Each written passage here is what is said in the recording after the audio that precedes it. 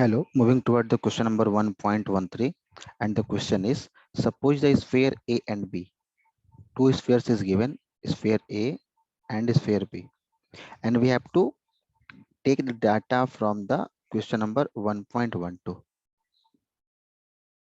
We would take the data from question number 1.12 and having identical sizes, a third sphere of the same size but uncharged. Okay, third sphere but uncharged. It means we have two sphere A, B, and third sphere C, and C is uncharged. Is about in contact with the first. Okay, it means first we have to make contact with A to C.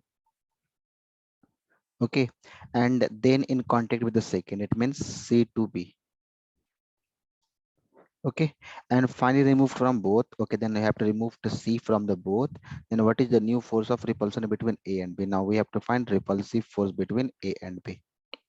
Okay, in the previous question number 1.12, the value of charge, that is Q, is given 6.5 into 10 power minus 7 coulomb, and distance between them is given 50 centimeter. It becomes 0.5 meter. Now according to question, okay, first let's suppose both having the same charge. Let's suppose Q having charge, A having charge Q and B having charge Q. सबसे पहले मैं एक general data लेते हैं, उसके बाद value put करके इसको सॉल्व कर लेंगे। तो अगर Q के पास चार्ज है और B के पास चार्ज A है और C न्यूट्रल है, मतलब C के पास कोई चार्ज नहीं है, तो सबसे पहले क्या करना है, A और C को कांटेक्ट में लाना है। देखिए जैसे ही A और C के कांटेक्ट में लाते हैं, ठीक है, तो टोटल चार्ज होगा इक्वली बटेगा। तो इस केस में जो टोटल चार्ज होगा Q होगा, और Q को आपको इक्वली बांटना है क्योंकि A के पास केवल Q चार्ज है और C के पास कोई चार्ज नहीं, मतलब टोटल चार्ज Q हो गया। और इस चार्ज को आपको इक्वली बांटना है, तो A को मिलने वाला charge that is Q/2 and C को मिलने वाला चार्ज Q/2। नाउ अब आपके पास एक स्फीयर C है जिसके पास चार्ज Q/2 है, दूसरा B है जिसके पास चार्ज Q है।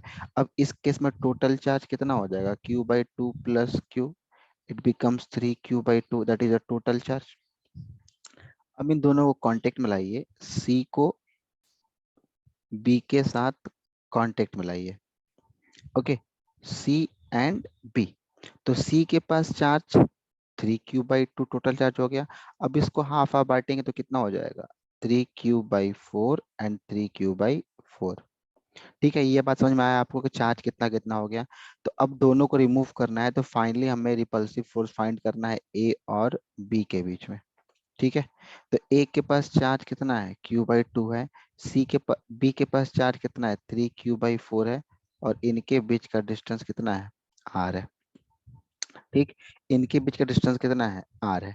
तो देखिए एक मैं जनरल वैल्यू पुट करता हूँ, उसके बाद एक जनरल डाटा Q और R पे सॉल्व करते हैं, फिर वैल्यू को पुट कर लेंगे। नहीं तो आप चाहते हैं तो डायरेक्ट वैल्यू पुट कर भी इसको सॉल्व कर सकते हैं। ठीक है, तो न्यू फोर्स रिपल्सिव जो होगा that is K Q1 Q2/R², Q1 that is Q/2 and Q2 that is 3Q/4 and by R²।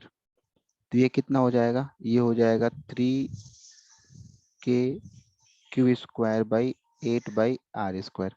ठीक है, तो इसको आप लिख सकते हैं 3/8KQ²/R। अब आपके पास Q का वैल्यू पता है आपको और R का वैल्यू पता है, उस वैल्यू का पुट कर लीजिए, दैट इज 3/8, K का value 9 into 10⁹ and value of Q is 6.5 into 10⁻⁻7 whole square and by R is 0.5, that is 0.5 whole square। अब आप इसको सॉल्व करते हैं तो सॉल्व करने पे आपको वैल्यू मिल जाएगा 57 into 10⁻⁻3 न्यूटन, जो कि आपका A और B के बीच का रिपल्सिव फोर्स हो जाएगा। I hope this solution is very clear to you. Thank you.